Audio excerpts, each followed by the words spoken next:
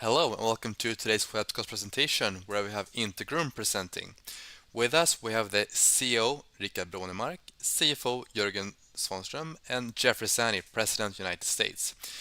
If you have any questions, please feel free to use the form that is located to the right and we'll take that up during the Q&A after the presentation. And with that said, please go ahead with the presentation. Thank you, and good morning from Miami, and it's a bit hot, so I might need to take a sip. It's 8 o'clock in the morning, and it's about 26 degrees Celsius outside, but it's a bit cooler inside with air conditioners. So I'm Rickard Brånemark, and I'm the founder and CEO of the company. And together with me here, I have, if we take this from left to right, our president in the US. Hello, Jeff. Would you like to introduce yourself? Good morning, everyone. Jeff Zani. Pleasure to be here. Thank you. And then the guy with the money, our CFO, Jörgen. Say something nice about the weather in Gothenburg. Jörgen Svanström, CFO. Well, I can say that it's better for running today than it was on Göteborgsvarvet. So. Okay, so most welcome everyone, and let's go ahead and start this call. Jörgen, you're the master of ceremonies. So first we're going to do a brief recap about the company. And if you don't know it, we're working in the field of extremity reconstructions. When you lost a limb, have an amputation, what can you do? And we use an innovative solution called bone-anchored prosthetics. And we also work with some scientific stuff that here is called neuromuscular integrated prosthetics, but is typically known as the OPRA system. So our OPRA system, that is this bone-anchored solution, is still today the only FDA-approved prosthesis for above-knee amputees.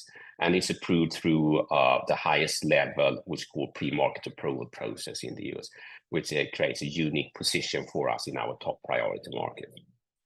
We have been growing with about plus 30%, and we feel that there is a room for continued growth. I'm pretty sure we're going to come back to that.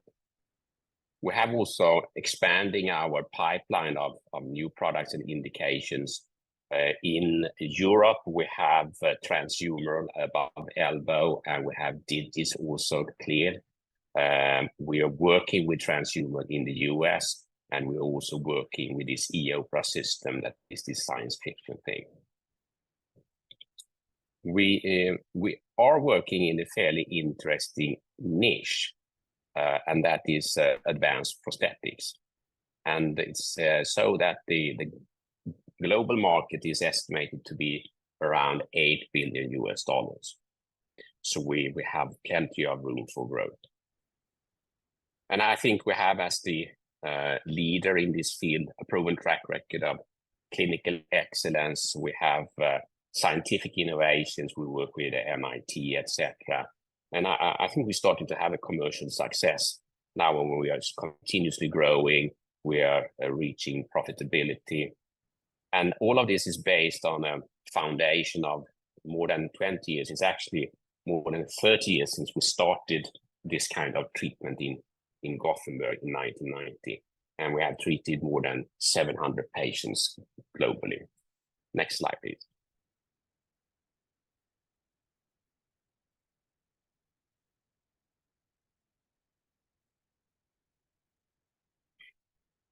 So I already, to some extent, touched upon this, but just quickly, the company, as that was founded in 1998. And then we have added a product that I haven't really talked about. In 2011, we added a special safety device that is called the Aktier. And I guess, Jeff, we're going to talk about that because that's important for your ecosystem structure. We have published several scientific studies. And in 2015 already, we got the first FDA approval, but this was not a PMA. This was a humanitarian device exempt that actually gave us the opportunity to do a little bit of cut into the US market. And that was also the reason why I moved from Sweden to San Francisco in 2015. We started fairly early in the US to work with the Department of Defense. And Department of Defense has been very interested in this technology and invested over 60 million Swedish crowns to really explore the possibilities. And they've been doing studies supporting our system from a scientific and actually also from a commercial perspective.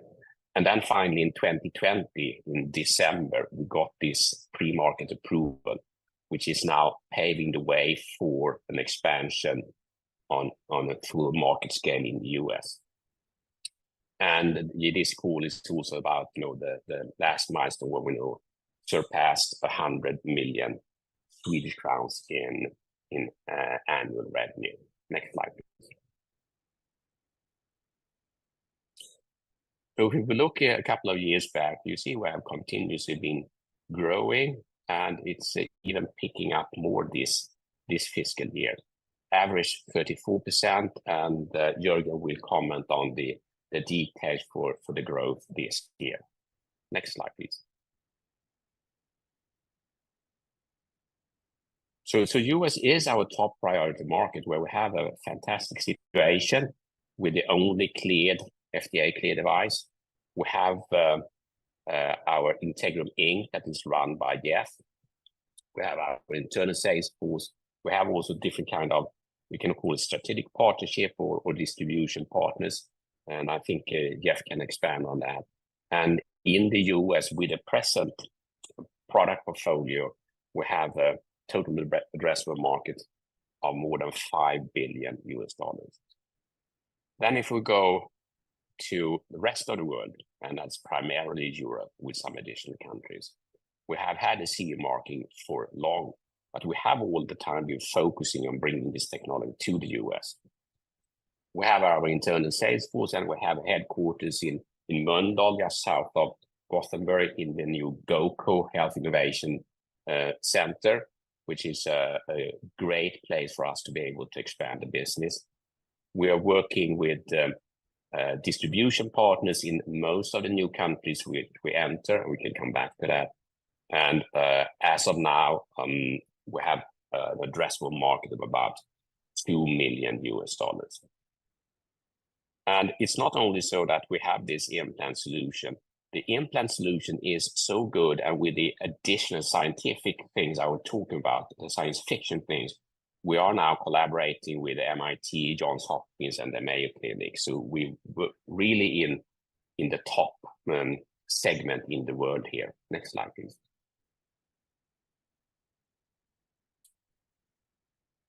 So I've already talked about this, and this is a breakdown how we reach that. So we talk about how many are living with limb loss in the US and in the targeted European markets.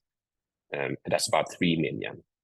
And then we look into those that has an amputation due to trauma, that's like road accident or something like that, or cancer.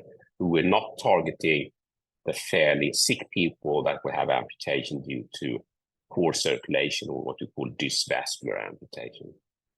And of those, we have selected based on the indications we have for our implant system, the OPRA population, that is about 260,000 individuals.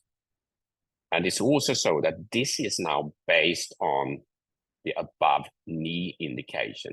And we have made a press release that would really start in a clinical study working with transtibial below knee amputations.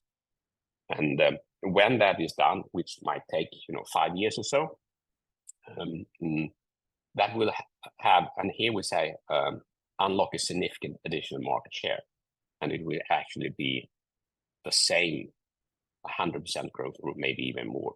Because if you look at the average between below knee and above knee, it is about 40% above knee and 60% below knee. Next slide, please.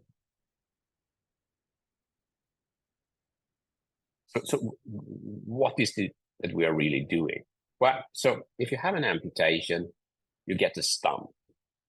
And how do you attach a prosthesis to a stump? But the standard prosthesis that is called a socket prosthesis is sitting on the outside of the stump. So it really connects to the skeleton indirectly via skin, subcutaneous tissues, and muscles.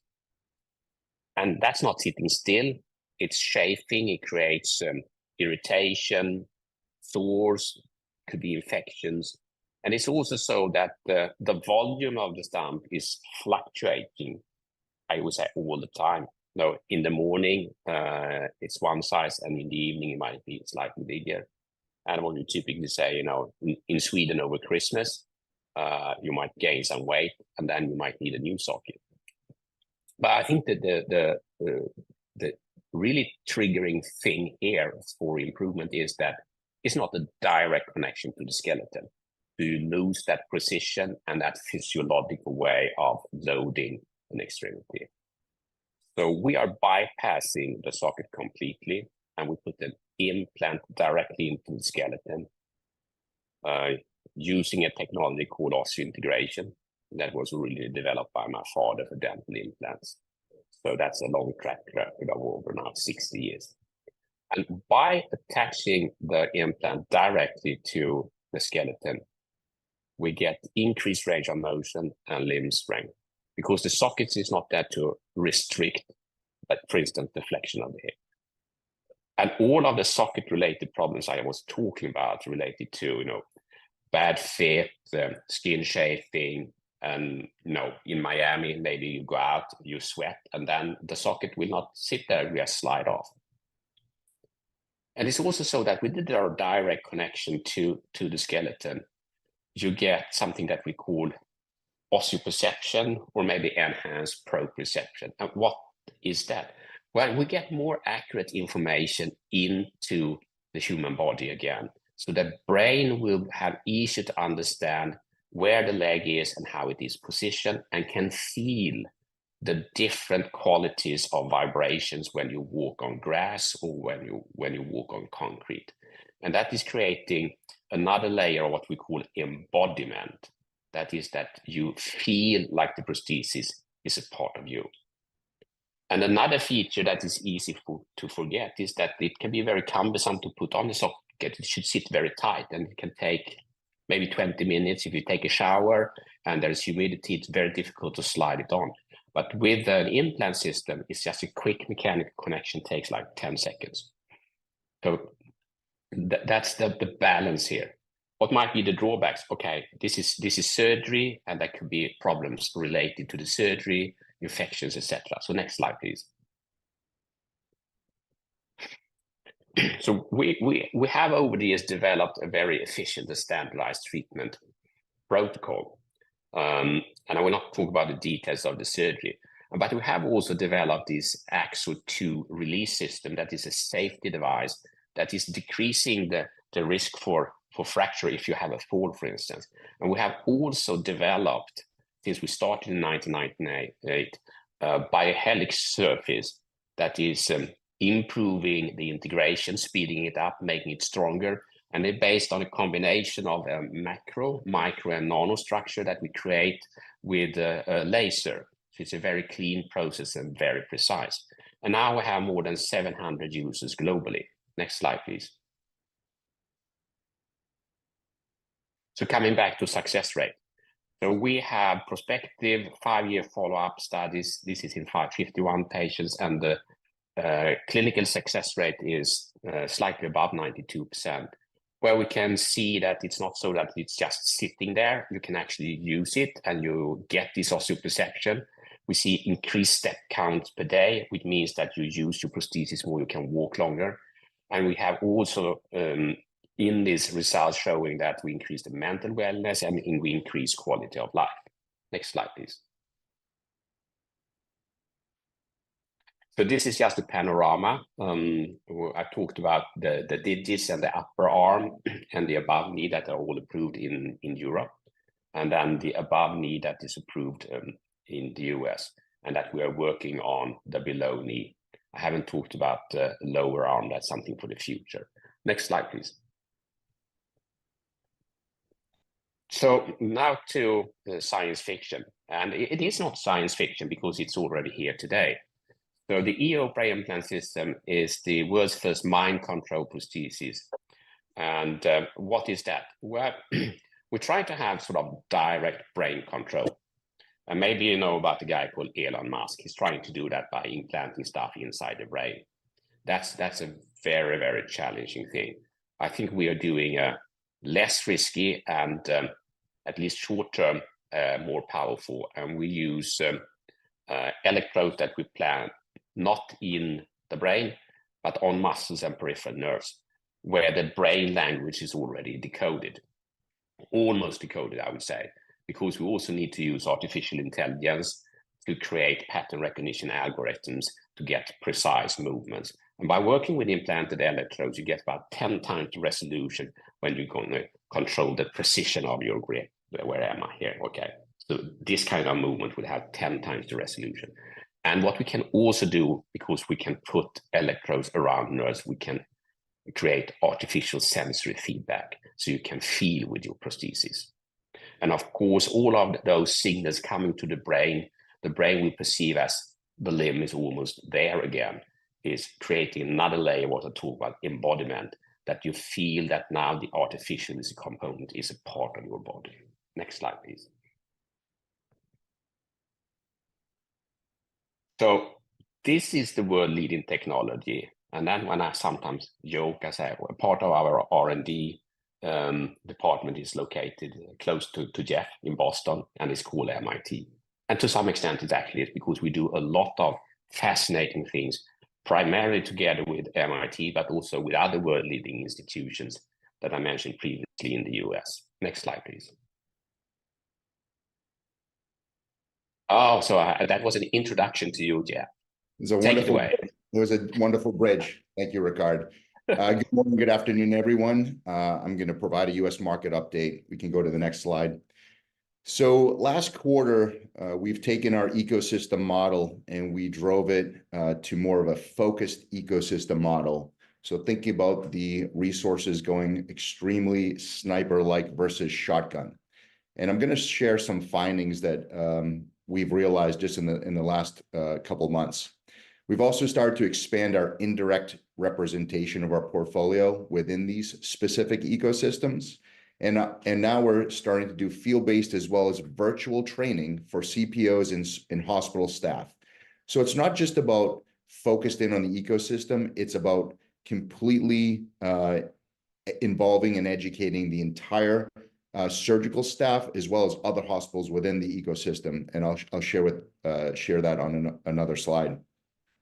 We've also realized here is that surgeon to surgeon education may be relevant in other orthopedic businesses. However, patient to patient education is critical here, amputee to amputee. So we've expanded our ambassador team, which has been proven successful and is working really nicely to create more patient production. And then lastly, we're happy with where we are right now, but we know we have an incredible opportunity for continued growth. And some of these opportunities will come with scaling our staff as well as our resources. Next slide. So we have ecosystems all across the US. The smaller dots represent hospitals that are using our implants. However, last quarter, what we did was we said we were going to focus in on high production, high opportunity environments that are targeted ecosystems. And we deployed our internal resources deeply into these focused selling opportunities. The market has responded well, and I'm going to share with you some of the things that we found throughout the ecosystem, but this continues to be fine-tuned, and we continue to penetrate and get deeper into these ecosystems so that patient production is first and foremost. Next slide. So I'm not going to spend a lot of time on this, but if we think about our ecosystem and the model that we have here, it's very simple. The surgeons is in the center, and all the things that generate patient production are around that. This is where we deploy our resources to a specific ecosystem, focusing in on the surgeon, but then touching all these branches of rehabilitation, other surgeons and physicians within the practice, trade shows, et cetera, et cetera. What we've realized here as we fine-tune our ecosystem model is that the prosthetist is the connection to the patient. It is the main focus. So now what we're doing is we're seeing the ecosystems and we're identifying all the prosthetist centers around these ecosystems and engaging in customer generating opportunities, as well as deploying resources to these prosthetists to create more awareness and more patient production. Next slide. Once we capture that patient, we are now taking this, and this is kind of an overview of the patient journey. One is you need to identify the prosthetist, the center, and identify the patient. Then we need to get to the patient and walk them through this journey, which is, are they a candidate? What is the system that they're going to? Completing the surgery, and then, of course, post-surgery rehabilitation and follow-up. The great thing about this opportunity is that because we're hand-holding these patients throughout this as a concierge service, we're finding the patient up front, and then we're staying with them for a lifetime. And the Aktier connector and the relationship with the prosthetist enables us to stay connected to the patient long-term. Next slide. So if we think about our immediate as well as our long-term growth drivers, it's really a four-pronged stool. The first is continue to focus in on the US market where we can get these ecosystems, these focused ecosystems, strategize and fine-tune the approach so then we can expand to other ecosystems, each ecosystem to target 10 to 20 surgeries per hospital per facility. Also engaging with prosthetists and engaging with CPO centers. So through independent capture, through strategic partnerships, we will start to expand our reach into these prosthetist centers that can go into their patient base, engage with the patient, and drive them to the patient journey or the concierge journey process. Also, within these ecosystems, we're starting to partner now really closely with these hospitals and centers. And what's come out of this is more of a direct-to-consumer initiative that's been really beneficial in this ecosystem approach. So by spending more time on these focused ecosystems, by fine-tuning our approach, we're now seeing hospitals investing in the technology that they have. We go to the next slide. Here are some examples of what we've done with this focused ecosystem approach. Identifying the marketing teams at these facilities, investing resources into these facilities, understanding or allowing these facilities to understand that they are in Oprah Center for Excellence. They are now standing behind us and helping use their resources to highlight the facility and the opportunity for patients. And these are just some examples of what we've done in a very short period of time. What's also come out of this exercise is that not only awareness that we're driving into the market, but also awareness that the facilities are driving into the market. We're getting a tremendous amount of inbound requests for more information, requests for surgeons and facilities and centers that this technology can come into. Next slide. We actually recently had gotten a request, which I believe is also indicative of what I would classify as a breakaway moment for OI, is that the producers of Grey's Anatomy reached out to us and had heard a lot about our technology. And we were recently featured on Grey's Anatomy just last month. I believe it was season 20, episode 6. And this also is instigating more patient production, inquiries on our technology, and influx of patients. So that's a quick US update. I'd be happy to answer any questions as we go through this presentation.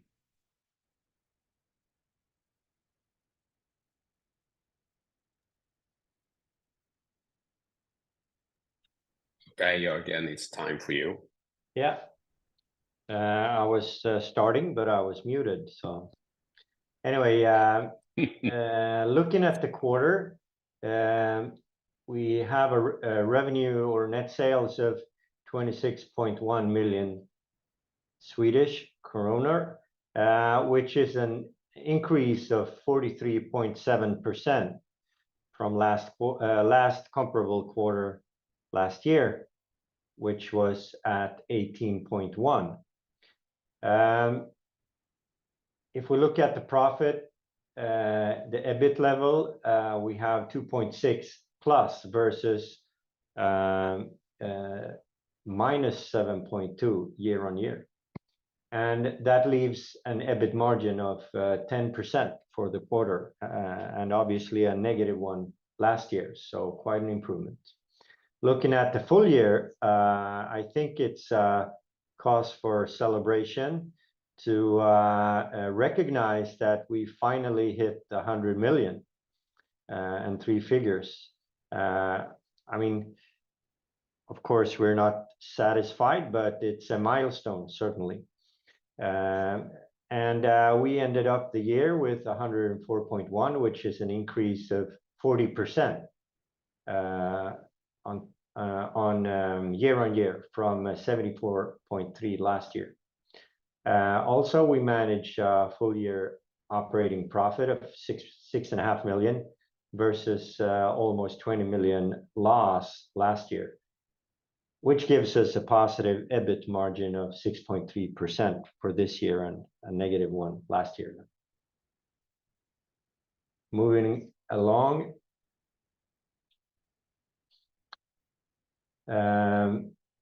I think if you look at the graph of the quarterly sales, it's obvious that we don't have a linear development quarter on quarter.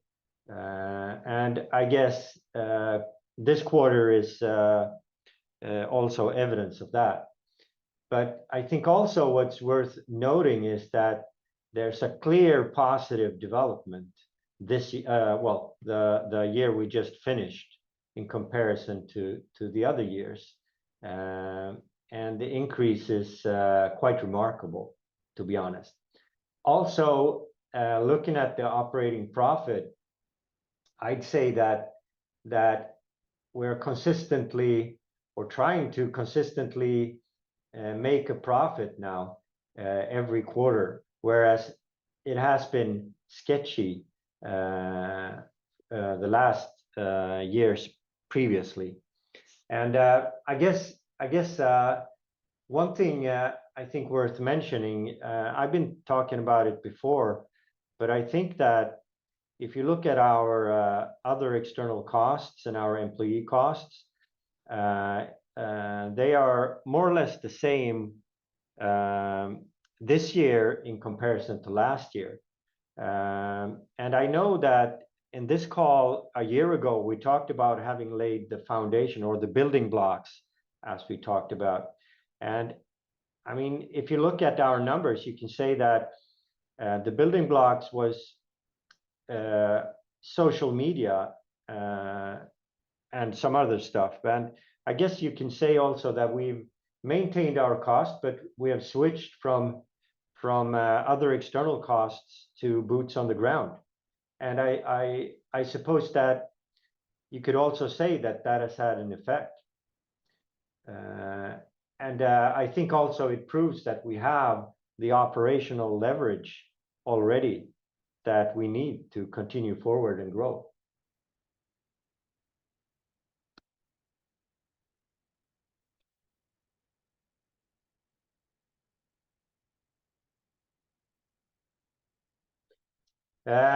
If we look at the different markets, of course, the United States market ended up at 73.3 million in Swedish krona, of course, which is about 25% growth year on year. And some of the highlights, I'd say, is the reimbursement code that we got for the Aktier. That's I know you can expand on that later, maybe, Jeff, but that's an important thing. Also, you already talked about the ecosystem, and it continues to help us drive the solid performance, I guess. Also, in the US, it was published an article that really shows how it's cost efficient to use our implant system. But not only is it cost efficient, it also increases our the quality of life for the patients. So I guess we are well, a good choice for both. Looking at the rest of the world, we have almost doubled our revenue from 15.8 last year to 30.8 this year. So quite an achievement. Some of the things we've done as well is to expand our markets into Israel and the UK, and also, of course, Ukraine is becoming very important for us, alongside Turkey, where we also have a collaboration with a distributor.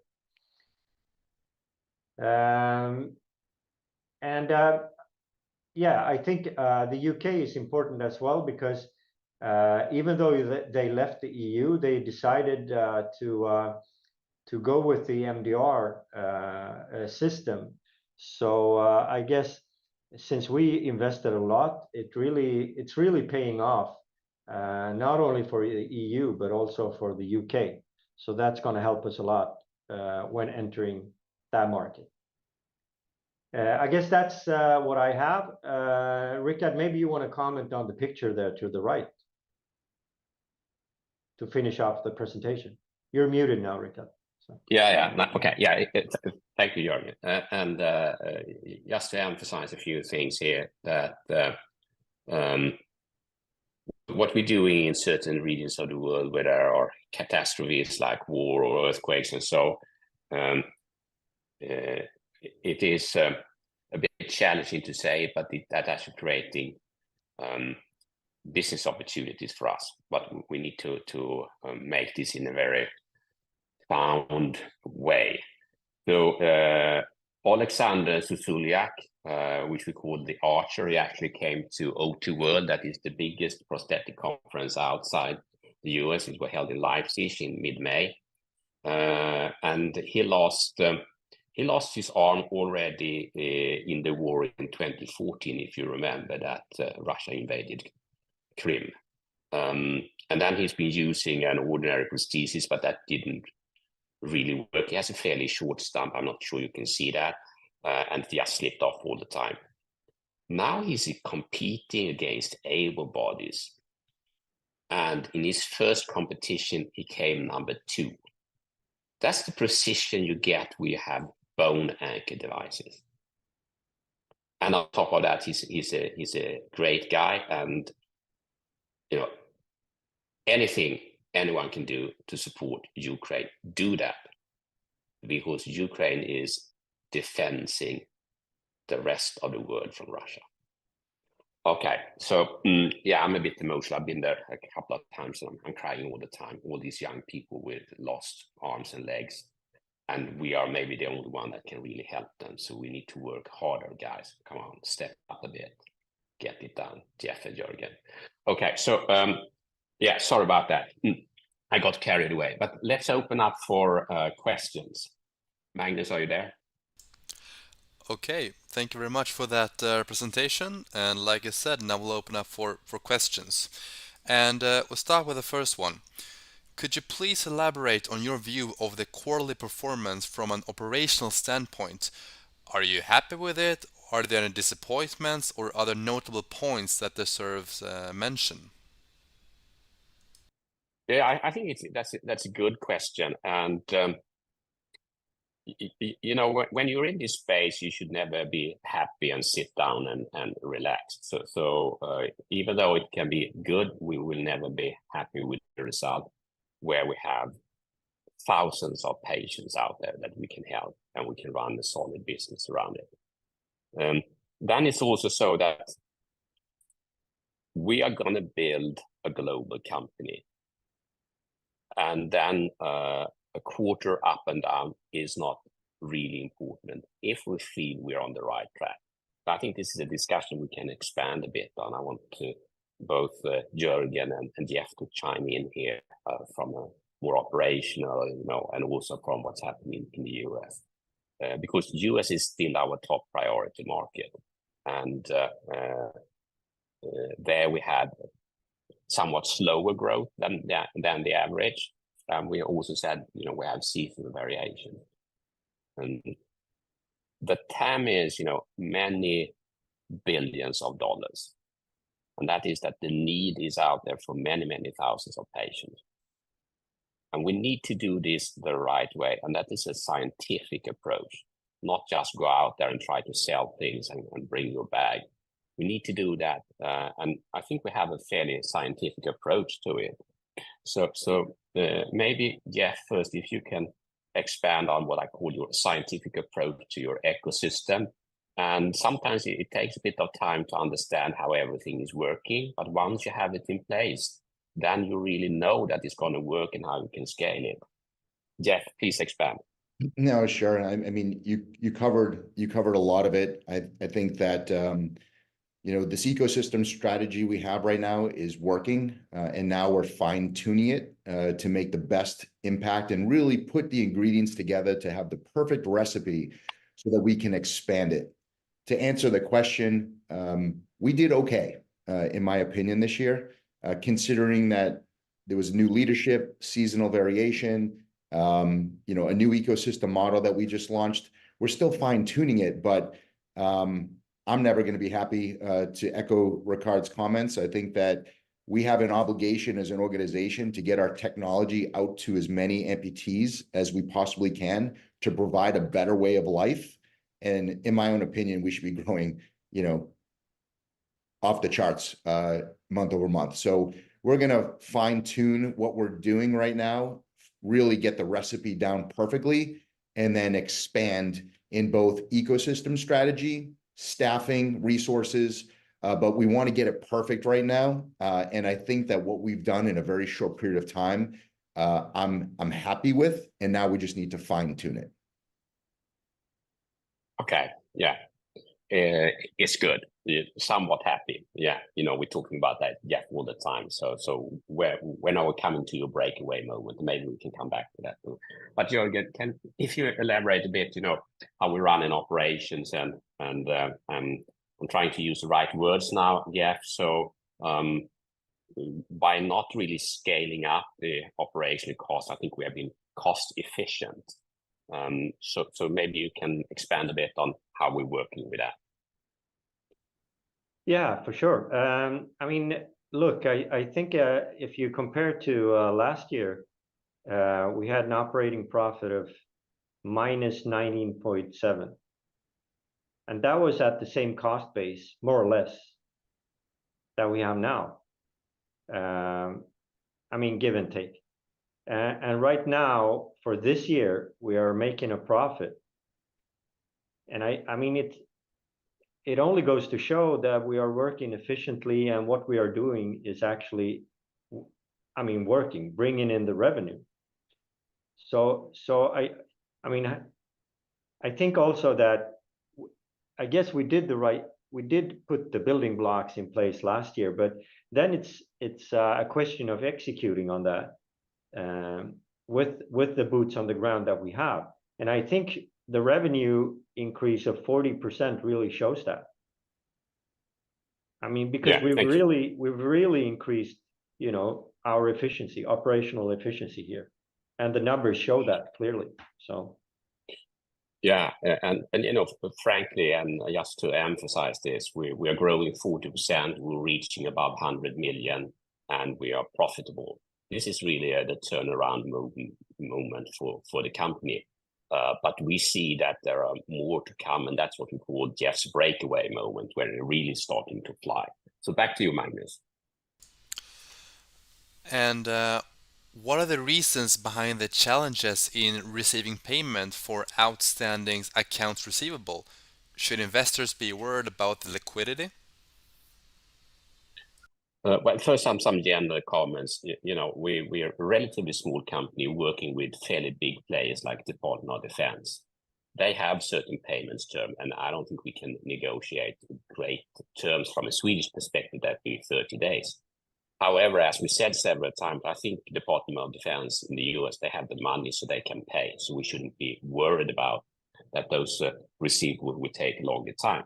But of course, we can also work on efficiency. And this is, of course, a question for Jörgen. So can you please expand on, why it sometimes takes a bit longer than the 30 days to get the receivables in, and also where we are in relation to cash, and we put in the report that we have extended our credit lines and so on. Thank you. Yeah, sure. we just a thunderstorm just started outside, so I'm I'm not agreeing on it's better running weather anymore, I'd say. So, and I'd rather go to Florida. Anyway, anyway, yeah, it's what you said, Rickard, that we're a small player, and if you look at the big players in the industry, you know, from our side, sort of, I think you can see that. I think one of the players I looked at, they had an average, a DSO of 60 days. So, and that is one of the leading players in the business. So, I mean, so the nature of the business is like that. And I think it's, especially in the US, because, I mean, although we have hospitals to work with, and they are very secure payers, but they can also be a little bit, well, let's say they don't have a lot of operational leverage all the time, at least not in their administrative departments. So, so of course, that will be that is what it is. We cannot change that as a small player. But I mean, having said that, obviously there are things that we can improve to make sure the cash comes in quicker. But while we are doing that, we've also increased our credit facility with one of the, well, we are customers to one of the major banks in the Nordics, and we have increased our credit facility to 10 million Swedish kronor. So, and also we are close to finalizing a deal that would make 20 million, an additional 20 million ready for us to finance our accounts receivable with. And if you look at the cash flow statement, I mean, you can see that our working capital is increasing, and that's only natural when you're a company that grows as fast as we do, and especially in a business like ours. But if you look at it, I think that doing the backwards count here, or calculation here, 30 million in total will cover the cash flow that we had this year. So I'm very confident. I'm very confident. Okay, yeah, thank you. And as sort of Jörgen slightly pointed out, even though we say there are reasons why we have a longer payment, not terms, but actually occurring, that doesn't mean that we're not actively working on reducing it, trying to come closer to that benchmark that Jörgen indicated. And I know both Jörgen and Jeff are working very hard with their organizations to improve those payment terms. So, Magnus, do you have any more questions? Yes, thank you for that answer. In the Q3 report, you mentioned that there were some seasonal fluctuations. How was the beginning of your Q1 started? Yeah, okay, it's a good question, but we're a public company and we don't disclose those figures. Sorry. Aktier 2 got a reimbursement code 8 months ago. Is this reflected in the newly released report? So I defer that question to Jeff, but it's I think it's important to understand that it's a big healthcare system in the US, fairly complex. I've been here now for 8 years. I still don't understand the system. So it's a big elephant, and it takes some time for things to move. But if you can give us an update, Jeff, I would appreciate that. Yeah, so it does. It takes some time to move. However, what it's really done nicely is it's given us the ability to go after these prosthetists within these ecosystems with a value message. Having a product that actually has a code reimbursement has been beneficial, and it's certainly instigating new conversations and levels of engagement. And this was, I believe, one of the problems historically, that shifting a prosthetist, which is essentially is driving the patient for us away from what they're used to doing, which is creating sockets, and moving towards osseointegration with the Aktier connector. There needed to be a value message. And now with the code, The message is clear and being received well.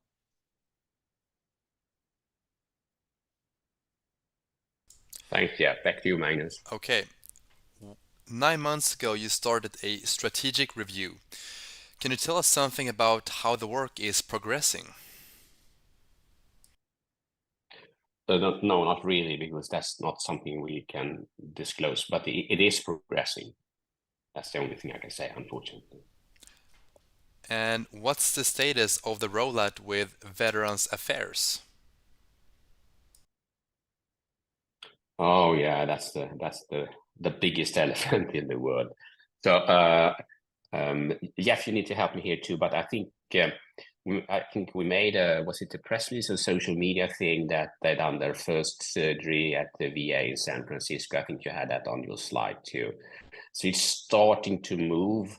Our feeling is that it will move and it will be important, but sometime in the future. And I don't think that you really have any major revenue in your plan for the coming quarters, or maybe even year. Yeah. So what's your take on the VA? You've been working, trying to get the speed up there, but it's been, should I say, slow? Yeah, it's a focus for us for sure. We're doing some marketing activities, and they did publish in the VA of San Francisco and the U.S. Department of Veteran Affairs.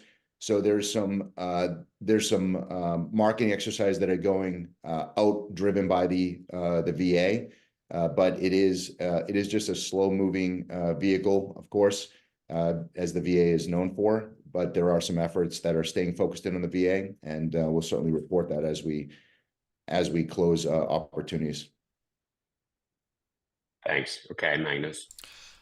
Okay, and the next question is directed to Jeffrey. You've shown strong confidence in the American market. Could you elaborate on why you maintain this bullish stance, especially considering that this quarter's number were largely bolstered by Europe? What specific strategies or initiatives are required to further strengthen our market presence in the US? Yeah, that's a great question. So what I can say is that I'm very confident in our ability to continue to execute and grow, and fine-tuning the ecosystem is the major focus that we have right now, and expanding our reach to prosthetists through partnerships, both indirect and direct, to establish patient production. We have an obligation to promote our technology to those that need it, and quite frankly, we're the only ones in the US with an approved technology. So our strategy will continue to double down on the ecosystem model. And as we grow in revenue, we'll grow in resources as well as staffing, and expand upon the opportunity to capture as much of the TAM as we possibly can. Yeah, thank you, Jeff. And I would like to say, US is our top priority market, and we see a fantastic opportunity there. Our plan is not to have the best quarter ever now. It's going to be in the long term. So that's why we do this, what I call the scientific ecosystem approach, where we carefully working through exactly how we're going to execute with the boats in the market, or whatever you said, Jürgen. That's what Jeff is doing now. And that might take some time, but once we have Jeff's ecosystem in place and really understand the mechanics, and a key component here is the identification of the prosthetist as one of the most important stakeholders, then we have a fully scalable system in the US. Thank you, Jeff. Back to you, Magnus. Okay, and we'll take one final question here. Regarding establishing the Center of Excellence in Kiev and expanding into the Turkish market, how do you set the specific milestones and goals to measure the success and impact of these initiatives? Yeah, it's a good question, and so in principle, I actually have two goals. So one is the business goal, that this is going to be a good business opportunity. I think we've already shown that Ukraine is that. We had a big order end of Q3. And we know that the TAMs in these markets are substantial. End of 2024 is expected to have 100,000 traumatic amputees in Ukraine. So that's for sure a big market. And in Turkey, they also have the big earthquake. It actually triggered that we went into that market. But it's also so that Turkey is a very important orthopedic market in Europe. And the other side of it is that we're a medtech company, and a medtech company will need to take some responsibility for what the technologies that we have that we can help other individuals. And on a small scale, we have been doing some pro bono to show that this technology is valid in, for instance, Ukraine, where they might have been concerned that it was valid. So those are the two things that I'm looking into, but I think from a business perspective, we need to have the relevant milestones, and we have them, and I think we already surpassed that for Ukraine, for instance. Okay, thank you. Sorry. No, are we running out of questions? Yes, that was the final questions. Okay, so maybe then I just round off. Thank you, Magnus, and thank you everyone that has listened, and thanks Jörgen and Jeff. I think we're in a very interesting position now. We really moved the company around. We have been cost efficient. We're growing. We're surpassing 100 million. We're profitable.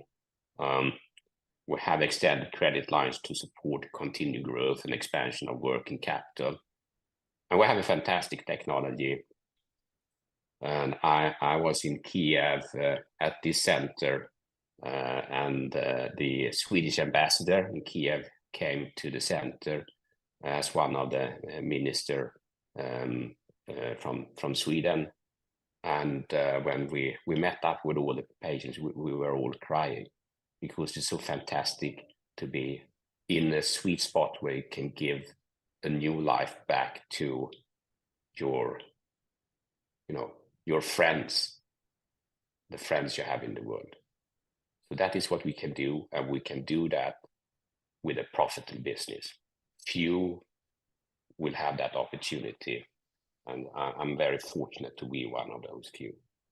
And with that, I would like to close this. Thank you very much.